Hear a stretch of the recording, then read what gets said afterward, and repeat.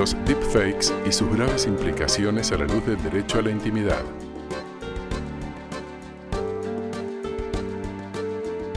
Diego Fernández, presidente iTech Law, Argentina.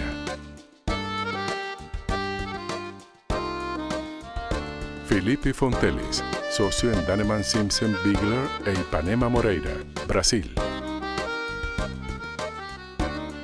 Paula Vargas, directora de Privacidad y Políticas Públicas para América Latina y Canadá en Meta, Argentina.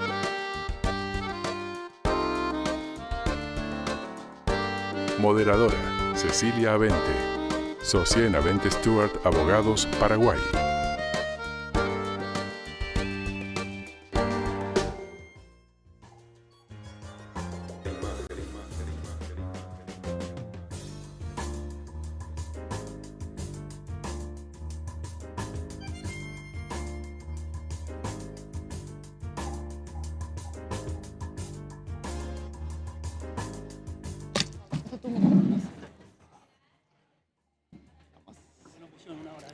Hola.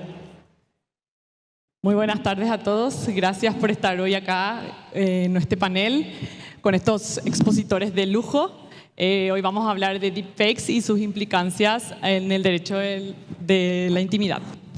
Así que antes de empezar quisiera hacer una aclaración. Felipe se siente más cómodo hablando en inglés, así que si alguien requiere el servicio de traducción, por favor que solicite la asistencia, ¿sí?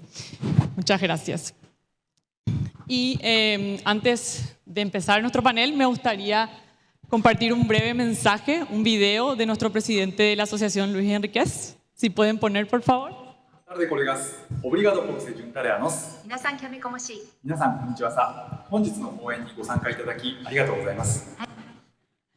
Bueno, como pueden ver, nuestro presidente no solo ha mejorado su portugués, sino que se ha tomado cursos de japonés también para darnos la bienvenida hoy aquí. Gracias, Luis. Bueno, haciendo la aclaración, este no es un video real, es un video creado por inteligencia artificial. Por supuesto que fue realizado con la autorización correspondiente del presidente. Y de eso vamos a hablar un poco hoy, de los deepfakes, que son creaciones digitales que recrean rostros, gestos y voces de personas con una realidad que es sorprendente. Y como todas las cosas en tecnología, tiene su lado bueno y su lado no tan bueno, ¿verdad? Lo positivo vemos en el área de comunicación, de las experiencias virtuales y de una eficiencia y ahorro de tiempo y energía. Y por otro lado, cuestiones, dilemas que presentan en cuanto a la confianza, a la intimidad y también a algunas cuestiones relacionadas a derechos fundamentales de los seres humanos. Y ante eso, quiero iniciar el panel con unas preguntas. Vamos a generar un diálogo con estos tres expositores de lujo, como les decía al comienzo. Y voy con la primera pregunta. La dirijo primero a Felipe y va a complementar un poco Diego. Y queremos saber cuál es el impacto real que están teniendo estos deepfakes hoy en cuanto a las oportunidades que ofrecen y así como los desafíos que plantean en cuanto a los derechos fundamentales de las personas.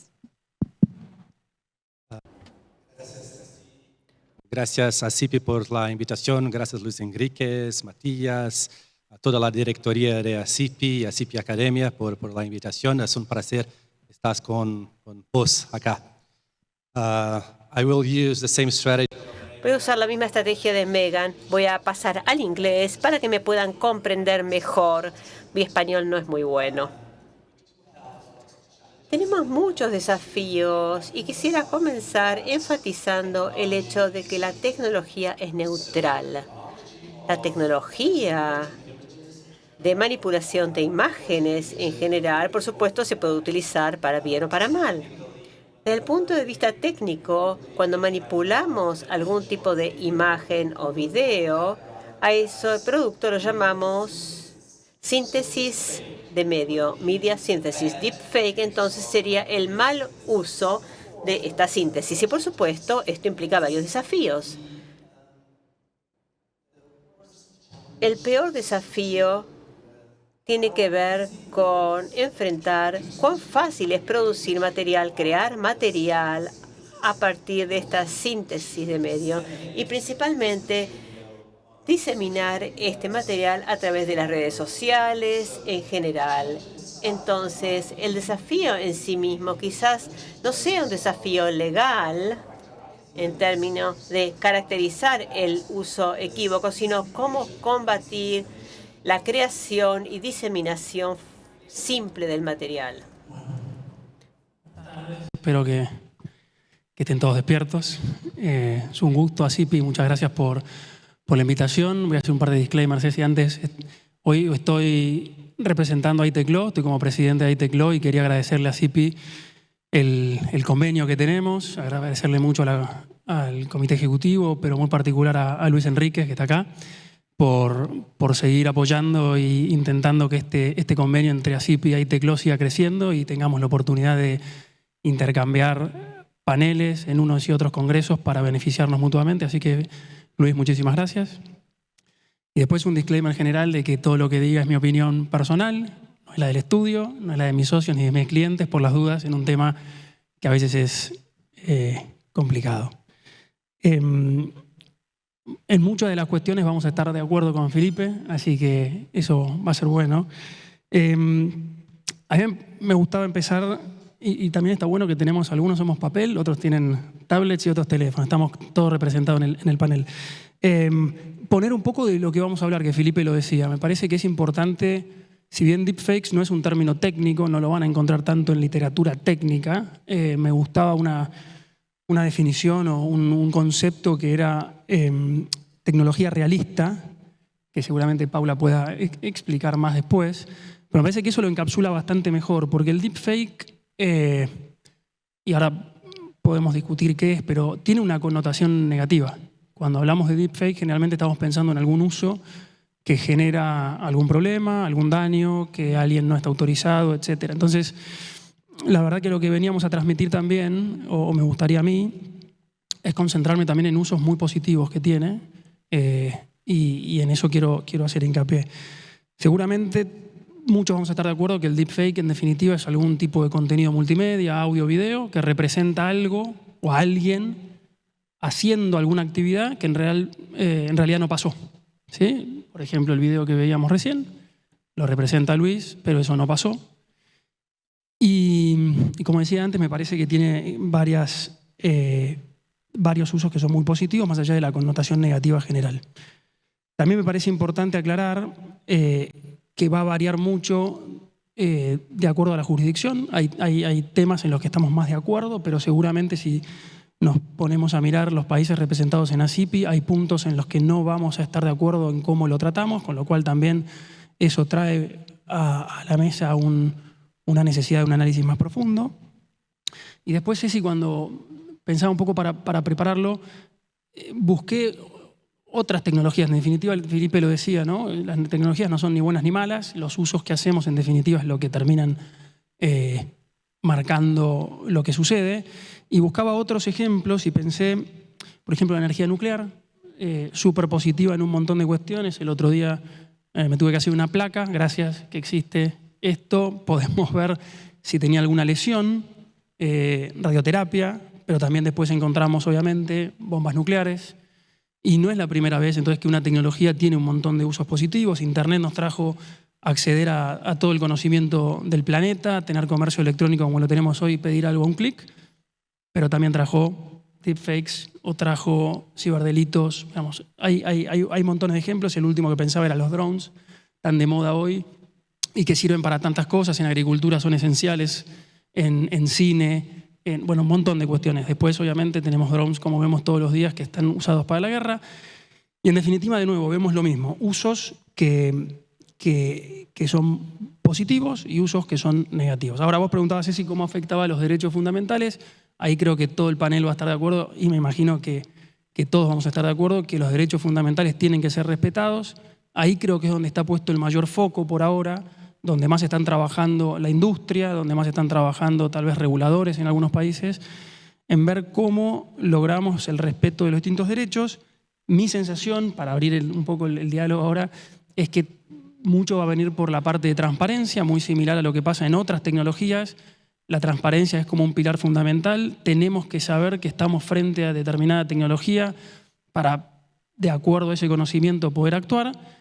Y lo otro que me parece interesante es que así como sucede, por ejemplo, en otro campo bastante relacionado que son los datos personales, donde tenemos lo que se llaman evaluaciones de impacto, que es justamente evaluar sistemáticamente el impacto que determinada cosa puede tener en las personas, creo que acá va a ser lo mismo. Vamos a ir mirando y de hecho hay compañías tecnológicas que ya hace muchos años que vienen, yo diría 2, 3 años o más, probando medidas de mitigación en lo que hace específicamente a los deepfakes para ver si las medidas de transparencia en definitiva cumplen el objetivo, porque de nada sirve que nos exijan o les exijan a las compañías tener determinadas conductas y después lo que terminamos mirando cuando hacemos un análisis más profundo es que, por ejemplo, las personas no terminaban enterándose. Así que, sintetizando un poco la primera parte, creo que hay un montón de beneficios, hay riesgos, y vamos a hablar un poco también en el panel. Hay un respeto esencial a los derechos de las personas, pero bueno, creo que la creatividad en cómo hacemos para respetar es donde va a estar el mayor debate. Genial, gracias Diego. Y ahora, por una cuestión de tiempo, que Paula, gracias por estar acá. Paula tiene que tomar un vuelo a las 4 de la tarde, tiene que estar en Aeroparque, así que voy a adelantar la pregunta para que ella se pueda explayar. Paula, ahora desde el punto de vista de la industria tecnológica, ¿cuáles son las políticas o las herramientas que están utilizando hoy ustedes para manejar este riesgo y evitar cualquier uso indebido? Contanos. Gracias, Ceci. ¿Aprendido? Sí. Gracias, Ceci. Primero, buenas tardes. Gracias a CIPI por invitarme una vez más. La verdad que me encanta venir. He sido la panelista más complicada de todo el evento, así que pido disculpas, pero me adelantaron un vuelo, algo que nunca pasa. Bueno, me acaba de pasar, así que capaz que me tenga que ir antes. Pero gracias por invitarme para que les pueda contar esto que decía Diego, ¿no? ¿Cuál es la aproximación de Meta al tema del contenido visual o auditivo realista? ¿Por qué usamos esa terminología? Porque lo que nos muestran el research, las investigaciones, es que a las personas les interesa saber si algo es real. Digo, más allá de si fue generado con inteligencia artificial o no, el tema es poder identificar algo que es real. Y para eso usamos, como tal vez ya lo hayan escuchado, el concepto de AI provenance o procedencia. No se usa tanto en español, pero que es la infraestructura. ¿Cuál es la infraestructura necesaria para poder determinar si una pieza de contenido ha sido creada o sustancialmente modificada utilizando inteligencia artificial? ¿Por qué digo sustancialmente modificada? Porque esa también es una discusión regulatoria, ¿no? ¿Cuál es el nivel de intervención como que merezca esta atención? Entonces, en Meta, digamos, nosotros tenemos por un lado contenido orgánico y contenido publicitario. Y por otro lado tenemos contenido que se genera utilizando nuestras propias herramientas de inteligencia artificial, pero también contenido que viene de otras plataformas y que puede haber sido generado por inteligencia artificial. Y esos son distintos aspectos a abordar. Y nosotros lo que usamos es una aproximación multicapa, digamos, en la que tenemos etiquetas visibles, tenemos marcas de agua invisibles, tenemos metadatos, que son una forma de estándares de industria, C2PA y otros estándares para identificar metadatos. Y tenemos además, en el caso de Meta, nuestras políticas core de estándares comunitarios, que ahora puedo hacer referencia a eso. Entonces, dentro de esa matriz, digamos, para nosotros el abordaje al contenido orgánico, lo que hacemos es, cuando ese contenido ha sido generado utilizando herramientas en nuestras propias plataformas, nosotros tenemos herramientas de etiquetas visibles, es decir, ponemos una etiqueta, que ustedes lo pueden ver si alguna vez han hecho contenido con AI generativa usando, por ejemplo, Meta AI. Después tenemos las marcas invisibles que se ponen en conjunto con los metadatos a esa pieza de contenido. Esto lo hacemos con imágenes realistas solamente, porque estamos hablando dentro de este contexto, ¿no? De lo que puede llegar a generar una confusión en la barrera entre lo que es real y lo que no es real.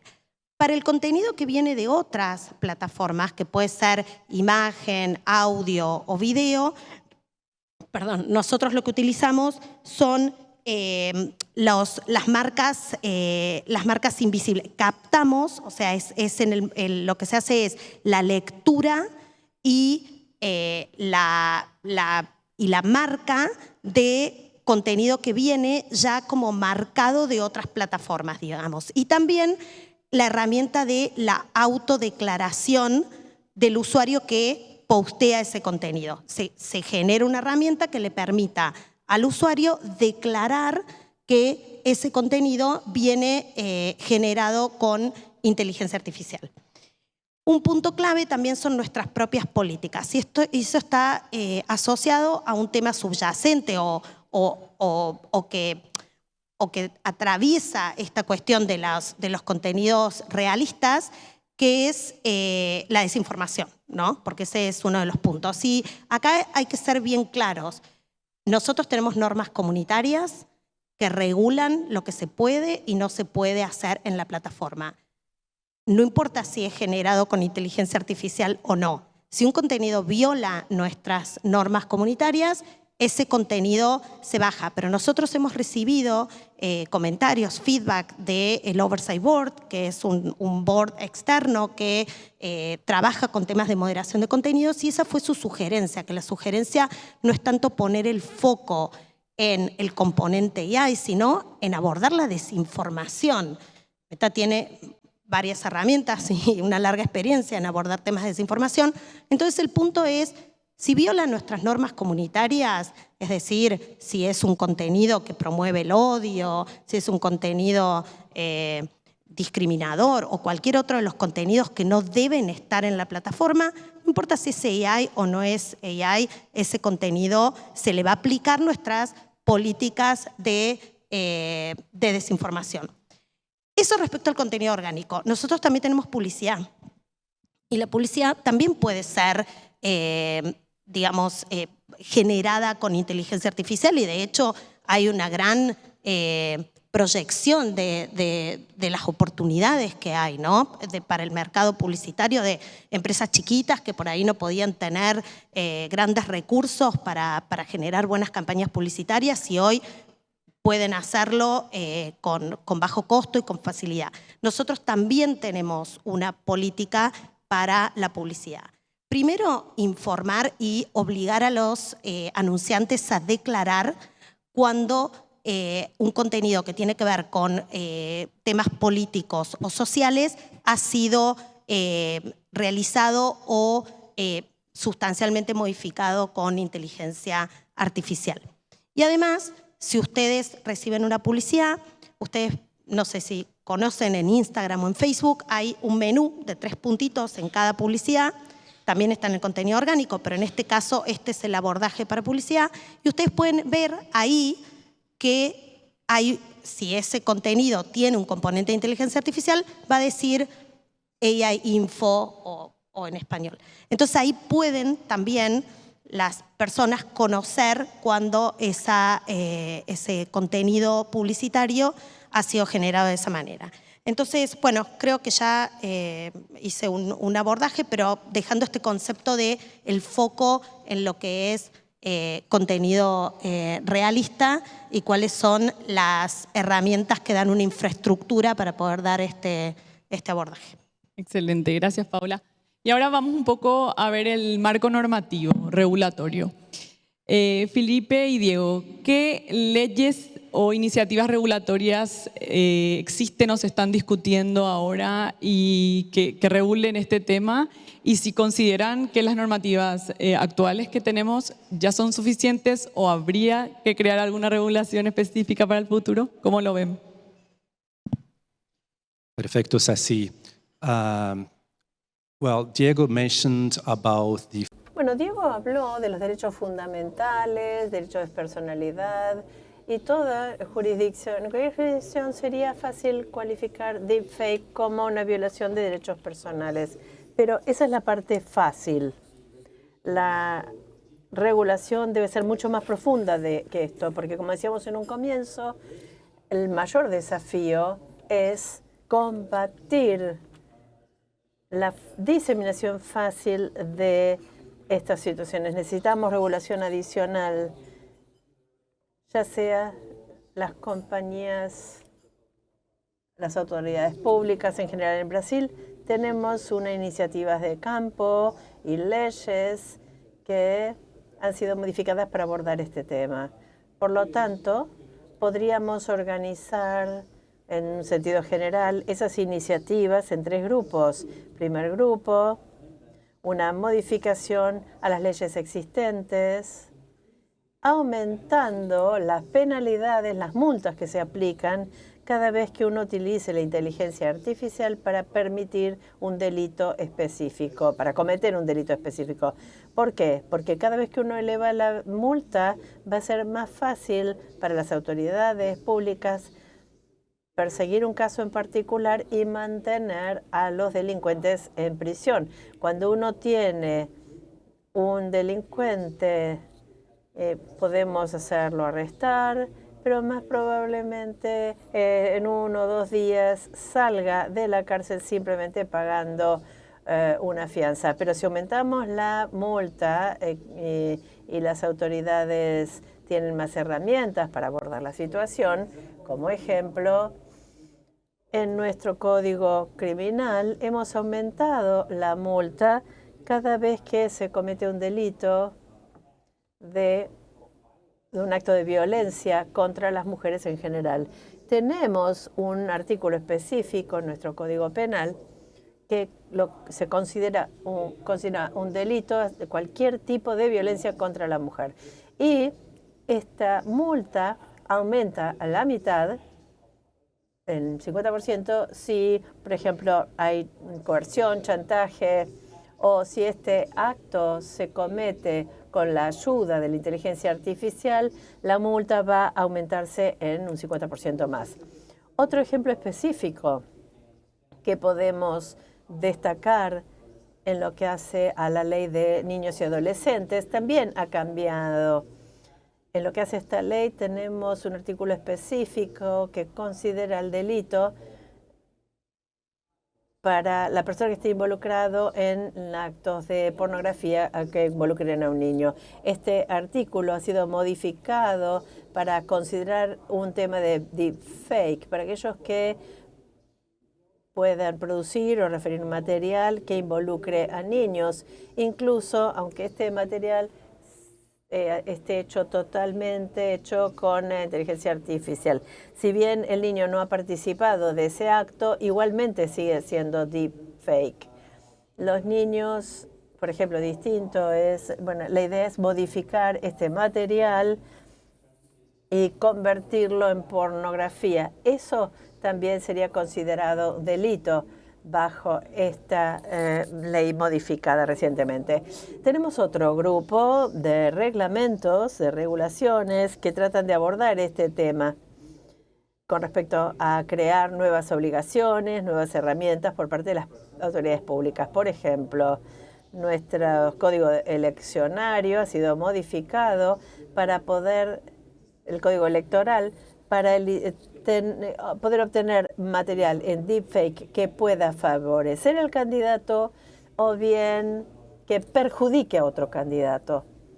Probablemente habrán visto muchas imágenes de candidatos actuando en situaciones muy positivas para el sentido público en general. Se trata, bueno, de un deepfake muy famoso. Lo voy a resumir, que circuló en Internet con respecto a Donald Trump, que ofrecía asistencia en la situación de material que era falso. Esto sería considerado el obtener material bajo el alcance de las elecciones presidenciales. Esto significa que hay distintas herramientas que permiten que las autoridades públicas tomen este material y lo saquen de circulación rápidamente. La segunda modificación es exactamente ese el sentido. Cada vez que estamos en un periodo electoral, hay una fuerza de tareas conjunta que involucra a la Asociación de Abogados de Brasil y otras asociaciones, y también la Agencia de Publicaciones de Comunicación Pública. Rápidamente se debe sacar el material de circulación, porque cuando tenemos las elecciones durante 24 horas puedan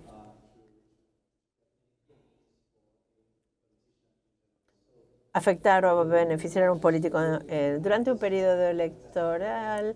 En esa fuerza laboral tiene el potencial, el poder de eliminarlo rápidamente, incluso con la ayuda de la agencia de comunicaciones, del organismo de comunicaciones, y sacar ese material rápidamente. Por último, nuestra regulación muy interesante que ha mejorado el tema deepfakes.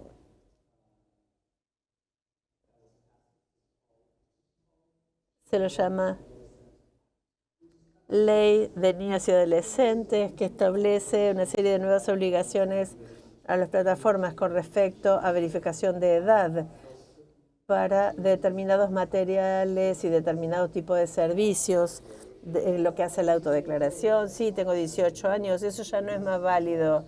Deberemos realizar verificaciones serias, efectivas con respecto a la edad del usuario, como para poder brindar esta protección. Además, es obligatorio que ustedes recurran a las herramientas necesarias para que los padres puedan controlar y monitorear las actividades desarrolladas por sus hijos.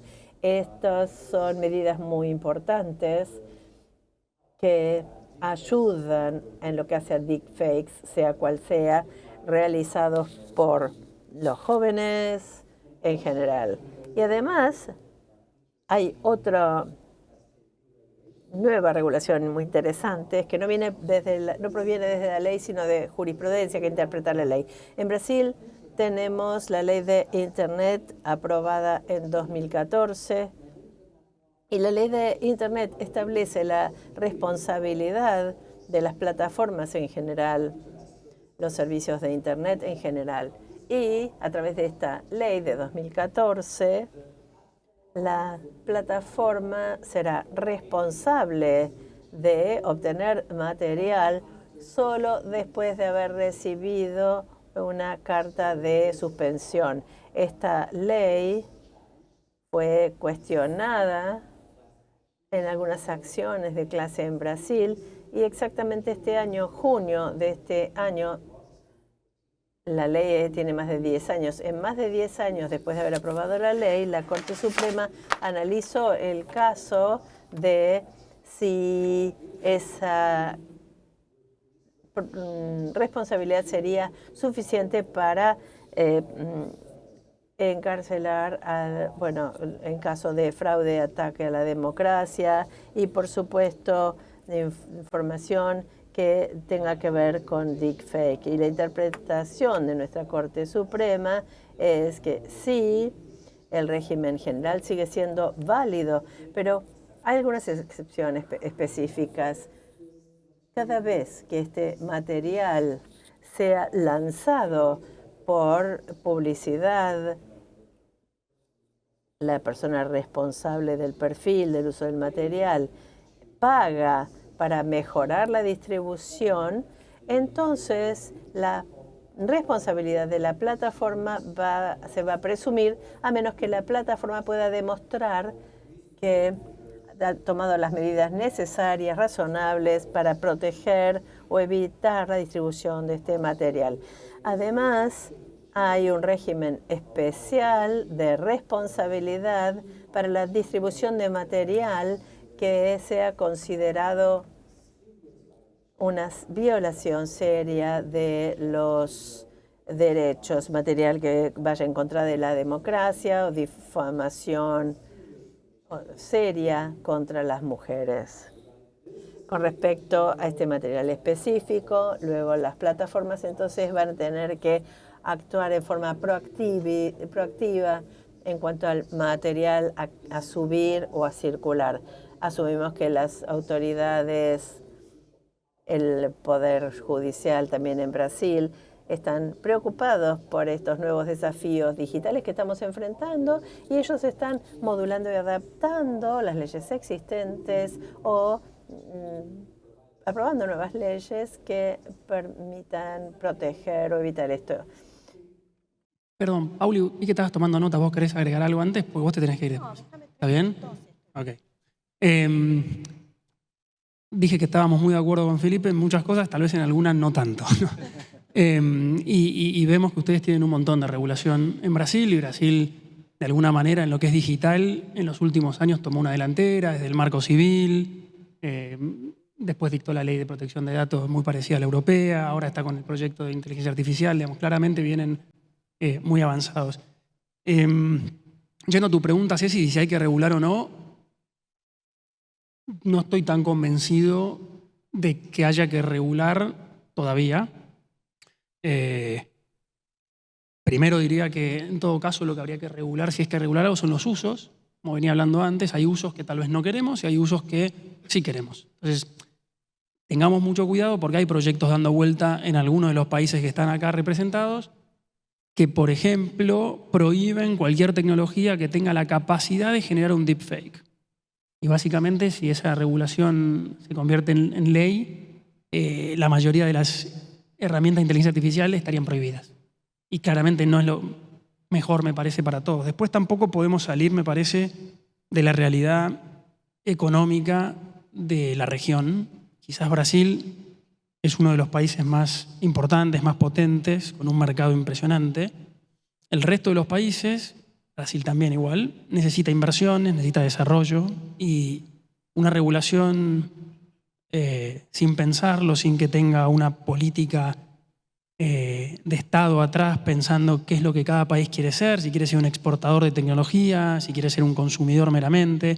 Me parece que eso también tiene un impacto y que eventualmente cualquier regulación debería tener en cuenta la innovación, el desarrollo, obviamente el respeto de los derechos, pero queremos que haya más compañías innovando. Y después lo que vos decías es un poco también que hay herramientas. En el derecho penal obviamente tenemos la tipificación y puede ser que varias de estas cuestiones no estén tipificadas, con lo cual no hay un camino, pero todo lo que sea civil está lleno. Tenemos derecho del consumo. Si pensamos, antes hablábamos de información y transparencia, el derecho del consumo, por ejemplo, en Argentina nos obliga a un montón de cuestiones, el derecho a la imagen, el derecho a la protección de los datos personales, todo eso existe.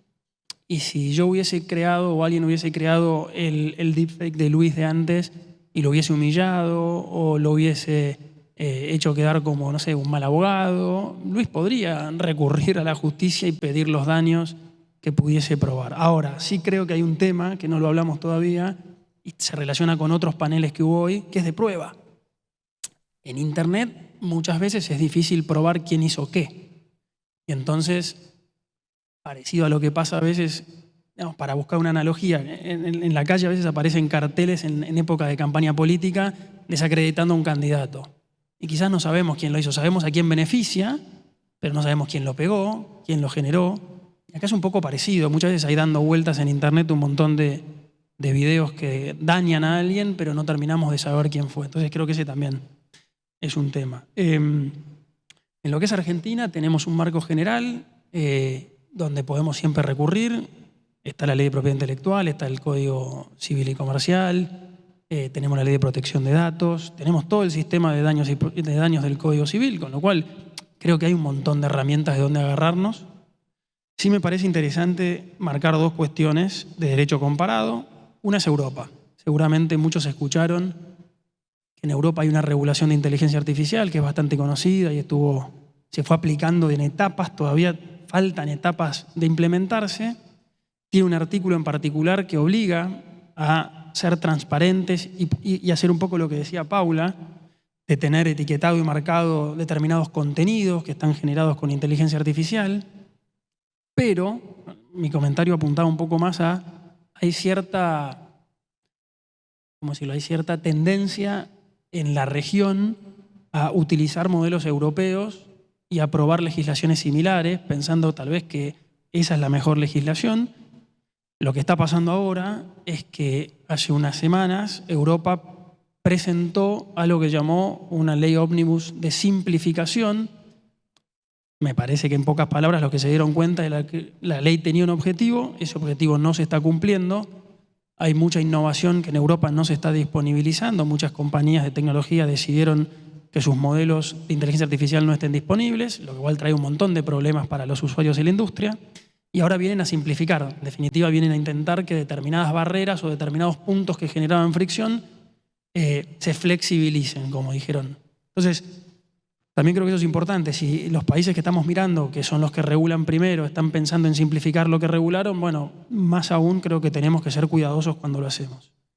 Y del otro lado, como la otra campana, está Estados Unidos, que un poco sigue el camino de lo que decía Felipe. En la parte estadual tiene bastante criminalizado lo que son deepfakes en relación con sobre todo porno venganza o revenge porn, que es justamente usar estos videos para molestar a tu pareja o expareja. Y después hay una ley federal que tampoco está totalmente operativa, pero que por un lado criminaliza la difusión de deepfakes, que ya está operativo, y por el otro están pensando en un sistema de obligación parecido a lo que se habló antes en el Notice and Takedown en otro panel, para que la remoción de estos videos sea de una manera un poquito más rápida, porque la verdad que cuando hay alguno de estos y no se remueve rápido genera un daño enorme. Así que Ceci, a tu pregunta, yo todavía no estoy convencido que haya que regularlo, sí creo que hay que mirarlo, creo que hay que pensar un poco en lo que decía Paula, cuál es la mejor manera de que los usuarios se den cuenta que están frente a este tipo de contenidos para que puedan decidir qué quieren hacer respecto de eso. Pero me cuesta ver una regulación de la tecnología como tal porque afectaría un montón de usos que después vamos a hablar que son muy positivos. Súper, gracias Diego, muy interesante. Pau, ¿querés agregar algo? Ahora nunca. No, creo que atándolo a lo que dijeron Felipe y Diego, estamos viendo en las propuestas regulatorias tanto sobre inteligencia artificial como sobre protección de datos, estos requisitos de transparencia, ¿no? Justamente en decisiones automatizadas, en el caso de las leyes de protección de datos o en las leyes de inteligencia artificial hay capítulos enteros que tienen que ver con esto de provenance, que yo decía antes, bueno, cómo generamos una infraestructura que permita a las personas, en definitiva, entender cuando están interactuando con inteligencia artificial. Ahora, esto tiene limitaciones. El provenance, las herramientas tienen limitaciones y eso es importante que se capte bien en una regulación, sobre todo cuando son regulaciones que tienden a crear obligaciones por ahí estáticas en un tema que es bastante dinámico. Por ejemplo, ¿cuáles son algunas de las limitaciones? Bueno, la robustez de estas medidas. Digamos, estas medidas pueden ser vulneradas también, no son infalibles. Entonces hay que tener en cuenta que pueden ser, no sé, una marca de agua visible puede ser justamente adulterada para removerla. Mientras más transparencia hay de cómo es el sistema, más oportunidad para actores maliciosos de vulnerarlo. Entonces, tiene limitaciones la robustez de la infraestructura. Después, la falta de estándares de industria o generales. Digamos, por ejemplo, muchas empresas tech firmaron el acuerdo sobre un framework sobre synthetic media, pero es una parte de algunos de los actores que generan este tipo de contenidos. Entonces, si no hay un estándar de industria más genérico, bueno, ahí se encuentra otra limitación, porque como yo les decía antes, si el contenido viene de otra plataforma, yo tengo que ser capaz de tener las herramientas para detectarlo y eso requiere un tipo de estándar. Entonces, como hay ciertas limitaciones y la regulación tiene que tener en cuenta respecto de lo que exige, qué es posible con el estado del arte, y que puede resultar en algo muy riguroso. Por eso, y cierro con esto, vos me preguntabas eso, o me querías preguntar, como una mirada al futuro, ¿no? Entonces, si pensamos en un sistema en un ecosistema de provenance, algunas características que debería tener es que sea flexible. Justamente si es muy rígido, muy estático, no va a tener el efecto deseado, que sea interoperable, que permite iterar, digamos. Esto es dinámico, esto va cambiando, aparecen nuevas tecnologías que tienen nuevas funcionalidades sobre este contenido realista, y también que involucre a todos los actores, ¿no? La opinión de la industria es importante, la industria tiene mucho conocimiento técnico, la opinión de la sociedad civil, obviamente de los reguladores, entonces que haya como un diálogo que permita generar este ecosistema de provenance multiactor, digamos. Así que, bueno, nada, cierro con esto, pido disculpas que no me puedo quedar más y me voy a tener que retirar. Muchas gracias. Gracias, Pau. Aplausos. Muchas gracias por estar acá. Buen viaje. ¿Diego? No, te quería agregar algo de lo que dijo Paula mientras se va yendo. No, puedo decir Paula y yo lo digo. No, que me parece interesante lo que agregaba Paula de quizás desde el lado de los estados, que son los que tienen que poner las reglas y está perfecto, y no que sean las compañías, pero sí en estos temas tan novedosos y tecnológicos, quizás lo que hay que setearse, si me parece más importante, es ¿qué queremos? El Estado tiene que decir, yo quiero lograr este objetivo, y yendo a la flexibilidad que pedía Paula, que sean tal vez las compañías que están en esto quienes se pongan de acuerdo y nos traigan no a nosotros, pero al regulador, al Congreso, traigan qué es lo que creen ellos que podría ser una solución para lograr ese objetivo. Y tal vez darle esa posibilidad de ser flexibles, porque muchas veces lo que termina pasando, y lo ves en algunas jurisdicciones, es que ponen una solución que después la industria dice no la puedo cumplir. Y tampoco le sirve a nadie. En definitiva, si lo que buscamos es que el público sepa que está frente a un deepfake y tome... Bueno, entonces, Paula contaba cuáles eran los estándares que se pusieron de acuerdo un montón de compañías, es darle la posibilidad de ser ellos quienes propongan. Después, obviamente, el regulador dirá sí o no, porque es el que tiene la potestad, pero me parece que es una buena dinámica también para pensarla. Claro, y pensando también que es bastante dinámico, como dice Pau. Lo que tenemos hoy en 5 años puede cambiar totalmente. Bueno, gracias. Y la última, casuística. ¿Qué casos, ejemplos encuentran y cómo está abordando la justicia esto? ¿Y cuál es el futuro? ¿Cómo lo ven ahí? Bueno, perdón por monopolizar la palabra. Sí, cuando charlábamos un poco del panel me parecía que los casos más negativos los conocemos casi todos, o son los que más llegan a los medios y los escuchamos, pero hay muchos positivos y nos tomamos el trabajo de buscar algunos para ver qué tanto tiene para aportar el mal llamado deepfake, y lo seguimos diciendo y siento que estoy diciendo algo malo. Es natural a la palabra. Pero, por ejemplo, en lo que era producción y postproducción de cine y tele, que para muchísimos países de los nuestros es súper importante, se usa, ya, todo lo que voy a nombrar son cosas que pasan, no estamos hablando del futuro. Rejuvenecimiento de actores, ¿no? y al mismo tiempo envejecimiento de personajes. Muchas películas que necesitan un actor famoso que haga su personaje en su edad actual, 20 años para atrás y 20 años para adelante. Hoy con este tipo de tecnologías es mucho más sencillo. En definitiva, después podemos discutir si esto beneficia o no a la industria, si genera más o menos, pero quizás algunos proyectos que no podrían ver la luz por costo, porque seguramente hay algunos que sí tienen los fondos para hacerlo, pero otro montón de productoras más chicas no lo tienen. Tal vez con estas tecnologías vamos a ver que pueden realizar un montón de otras producciones que antes no teníamos. Se usa muchísimo también, a pesar de Tom Cruise, el doble digital para escenas de riesgo. Otro tema donde se usa mucho más de lo que vemos.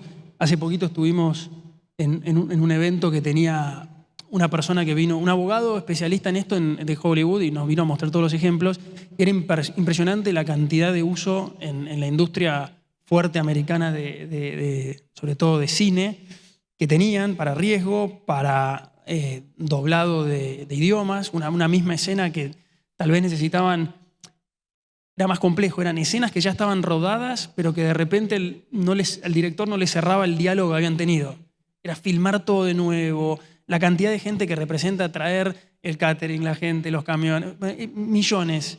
Tienen ahora la capacidad con esta tecnología de directamente cambiar y que los labios de las personas sigan el mismo recorrido como si lo hubiesen firmado en vida real.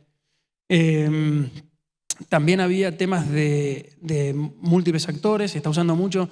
Yo me acuerdo de algunas películas que vi con mis hijos donde hacían de hermanos que se habían separado al nacer y se encontraban 20 años después, típica película. Bueno, lo están usando para hacer este tipo de películas con el mismo actor, pero con esta tecnología, para no tener que rodar tantas escenas. Hay muchísimo uso en educación. Para los que no disfrutaron tanto historia en el colegio, como fue mi caso, quizás haber estudiado historia con una representación de alguno de los próceres que tenemos en la región, traído a la vida y explicándonos lo que había sido el cruce de los Andes, por ejemplo, quizás hubiese sido una forma de tenernos más contentos. Se está usando muchísimo en temas de salud para recrear con datos sintéticos a muchos pacientes para no exponer al paciente y a su privacidad. Me paso la hoja en mi tablet. También hay muchísimo uso en lo que es accesibilidad para personas que tienen lenguaje de señas y demás. Hay un montón de avatares que están recreando personas conocidas o no, o mismo sus familiares. Y después hay temas un poco más complejos desde el punto de vista ético. Obviamente también la ética varía. Supongo que hay muchos principios que compartimos todos, pero seguramente cosas que acá están bien vistos, en otros lugares no. Pero se está usando mucho para revivir archivos de familiares que están muertos y la gente puede interactuar y hablar con su mamá, su papá, un hermano por medio de estas técnicas, y a mucha gente le hará bien, a otros pensarán que es una locura, pero bueno, esto se está haciendo. Y preservar la identidad también visual y vocal, o sea, se están resguardando la voz y la imagen de personas que ya no están, con el mismo efecto. Es un tema de cuidados en personas con distintas enfermedades que está dando muy buenos resultados. Y después, y complementar, Felipe, si querés, con lo que pasa en Brasil, después seguro muchos recordarán, sobre todo los que están acá en Argentina, que en la última campaña política que tuvimos hace poco, aparecieron videos también. Uno era del expresidente Macri diciendo muy cerquita del cierre de las elecciones que a un candidato del oficialismo lo bajaban porque estábamos perdiendo en la ciudad de Buenos Aires, lo cual genera también, creo que esos son los casos que hablábamos un poco abajo con Felipe, que generan un poquitito más de desafío en cuanto afectan a la democracia en sí misma. Sabemos que este tipo de cosas pasaron también en Estados Unidos. Hubo otro video del actual gobernador de la provincia de Buenos Aires con un mismo sentido, diciendo, o sea, tomaron una entrevista que era cierta en un canal de televisión y con esta tecnología cambiaron una parte para que diga que no tenía ningún plan de cara al futuro y que no sabía qué iban a hacer y que no tenía nada para ofrecer. Algunos habrán creído que era cierto, otros no. Pero de nuevo, creo que eso también daña muchísimo a la democracia. Así que me quedo con la cantidad enorme de usos positivos que tiene Ceci. De nuevo, creo que si nosotros prohibiésemos este tipo de tecnología sin reparar en usos más específicos, creo que nos estaríamos perdiendo un montón en un montón de áreas que tal vez no las vemos porque no es lo que sale en los diarios. Y dejo que Felipe pueda complementarlo. Sí, Diego mencionó el uso oscuro de la inteligencia artificial para manipular imágenes en la industria cinematográfica. Tenemos algunos casos muy famosos, por ejemplo, el de la película Rápido y Furioso 7, el actor australiano Paul Walker. Él lamentablemente falleció mientras estaban haciendo la película, entonces tuvieron que finalizarla utilizando herramientas de inteligencia artificial. Y hay otro ejemplo muy famoso acerca de la actriz Carrie Fisher de La Guerra de las Galaxias. Carrie Fisher es la princesa Leia. Después de que hubiera fallecido, usaron la inteligencia artificial también para crear algunas escenas en donde aparecía la princesa en algunos episodios específicos. No recuerdo específicamente cuáles eran esos episodios, pero lamentablemente también hay usos negativos y hay ejemplos negativos que puedo mencionar a partir de experiencia y perspectiva brasileña. En cuanto al fraude, hubo un gran caso en Brasil en donde había un deepfake que usaba la imagen de una modelo muy famosa, Giselle Bundchen. Se utilizó para promover un sitio web de comercio electrónico. Entonces, en las redes sociales, ella promocionaba cosméticos, productos de belleza en general, y decía, este producto cosmético es muy bueno, yo lo uso, miren esta camisa nueva o lo que fuera. Entonces, iban a ese sitio de comercio electrónico y era todo falso. La gente compraba el producto y nunca lo recibía. Era totalmente falso. El sitio web era falso. Y llevó semanas y semanas hasta que pudieron sacar los videos de Giselle Bundchen de circulación y después usaron otros videos utilizando a otras modelos y a otros influencers brasileños con el mismo tipo de fraude. En cuanto a la pornografía y a la desinformación, también puedo mencionar otro caso, un caso muy triste, que nos da una alerta a todos los que somos padres. Una escuela católica muy tradicional en Río de Janeiro, en donde yo vivo, una escuela católica muy tradicional.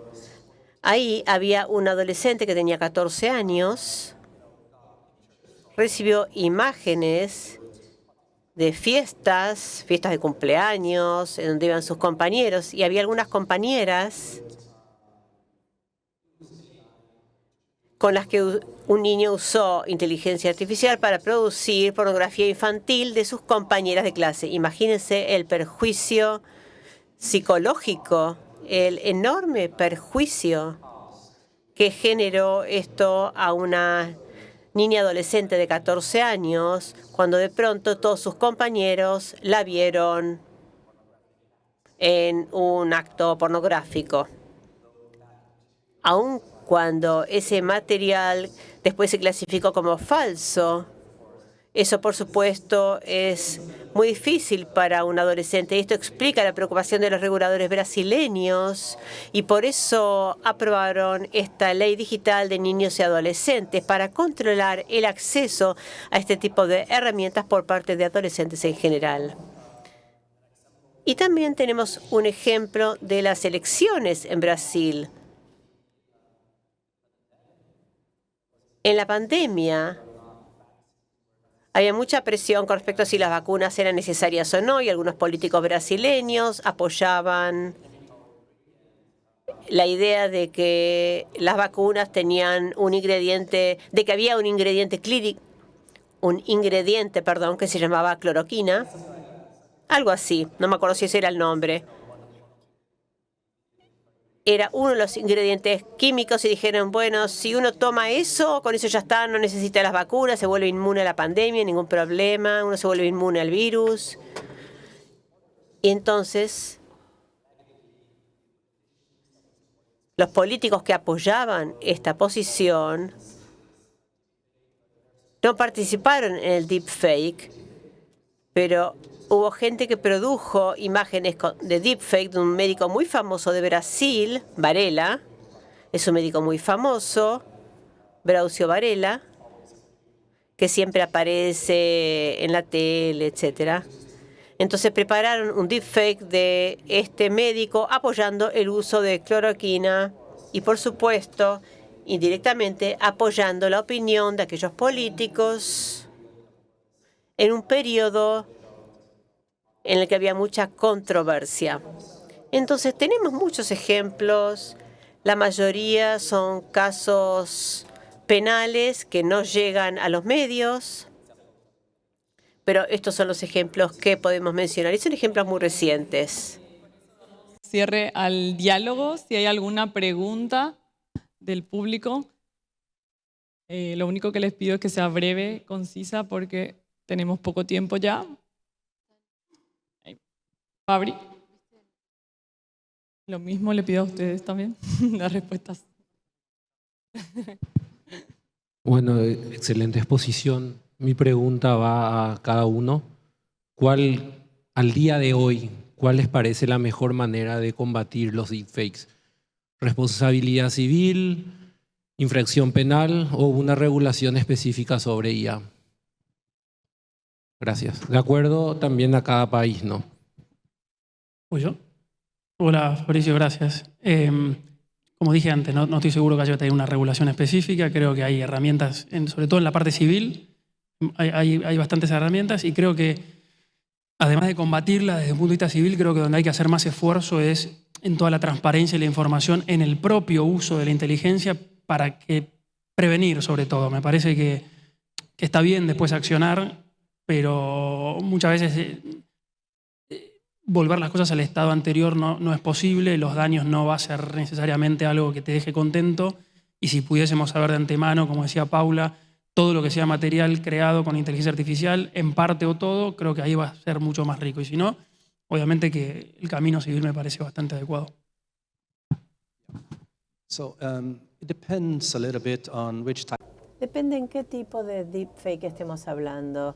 En general, sugeriría que se trata de ambos, con la plataforma, Notice and Takedown, pidiéndoles que no diseminen o publiciten este material, y además ir detrás de acciones criminales, delictivas. Para este tipo de actividad delictiva tiende a promoverse más rápidamente. También la idea es ayudar a las plataformas a que quite ese material de circulación. Yo haría ambos, Notice and Takedown por un lado, pero también la acción delictiva. Por allá. La última. Y después la seguimos en el coffee break. Hola a ambos, gracias. Estuvo muy interesante. Mi nombre es Malena. Estamos hablando mucho de las facetas negativas de los deepfakes, más siguiendo esta connotación negativa de la palabra, pero yo veo también que tiene una faceta positiva en donde lo podemos usar como una herramienta de monetización, sobre todo para lo que es el mundo entretenimiento y artistas. Y quizás una regulación, esto va quizás más para vos, Diego, que compartimos país, una regulación podría también abrir las puertas a eso, porque hoy, por ejemplo, lo que es derecho de imagen es un derecho personalísimo. Monetizarlo tiene sus complejizaciones más allá del enforcement, ¿no?, que es lo que estamos hablando. Entonces quizás una regulación o unos lineamientos podrían abrir esa puerta y dar un poco más de lugar a hacer esta segmentación de imagen como derecho personalísimo, pero también dar lugar a derechos futuros para, no sé, herederos y generaciones futuras, o cesiones, licencias y demás. No sé si han leído algo sobre eso, si hay algún proyecto o algo que los prevea. Bueno, gracias Malena, me mataste, me esforcé por todo lo positivo y me dijiste que hablamos todo negativo. Bueno, no llegó, no cumplí el objetivo. No, es un chiste.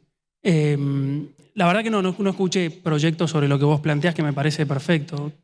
Me parece que tal vez con esta tecnología se abre, como vos decís, algunas puertas para que el negocio audiovisual sea aún más rico y haya otras oportunidades de negocio, licenciamientos y demás, que me parece que está todo muy bien. En la medida en que no haya un orden público comprometido, me parece que el autor o el titular de los derechos va a tener la posibilidad de hacerlo, así que no, pero no conozco puntualmente proyectos que vayan en ese sentido. Well, thank you for raising this issue.